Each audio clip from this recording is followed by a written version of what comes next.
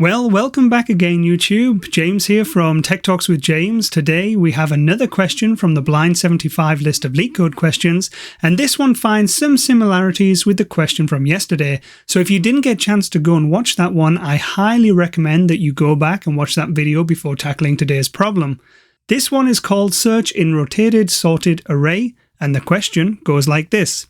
There is an integer array nums sorted in ascending order with distinct values. Prior to being passed into your function, nums is possibly rotated to an unknown pivot index. Given the array nums, after the possible rotation and an integer target, return the index of target if it is in nums or -1 if it is not in nums. And then a final constraint, you must write an algorithm with a runtime of log of n. And from the examples, we have example 1, which gives us an array nums 4, 5, 6, 7, 8, 1, 2, and the target of 0, and the output is 4. And example 2 shows us nums with 4, 5, 6, 7, 8, 1, 2, and a target of 3, and the output is -1. And example 3 follows exactly the same pattern.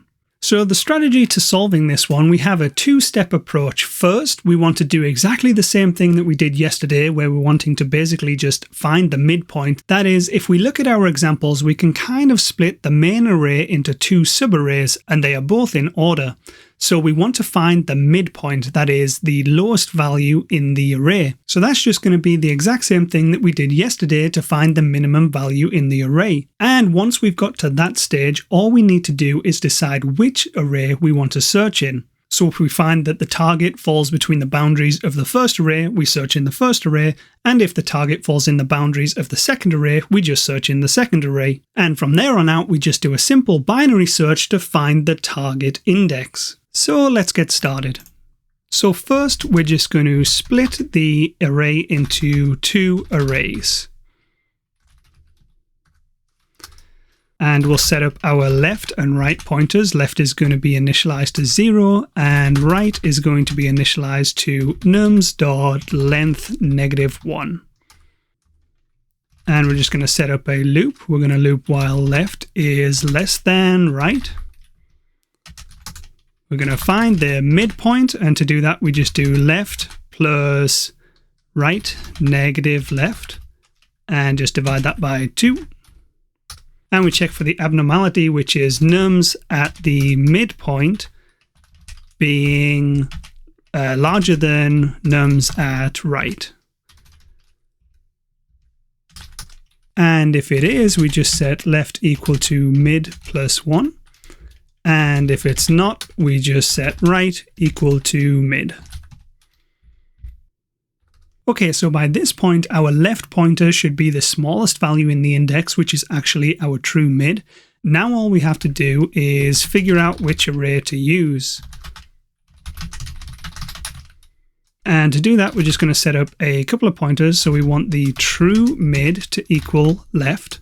We're going to reset left to equal 0 and right to equal nums.length -1 again. And then we're just going to ask if the target is larger than or equal to nums at the true mid.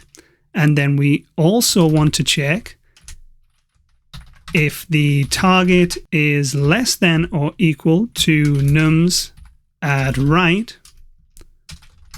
And if it is, we just want to set left equal to the true mid. And if it's not, we just want to set right equal to the true mid. All right, and the last step is just a binary search. So we're just going to do while left is less than or equal to right.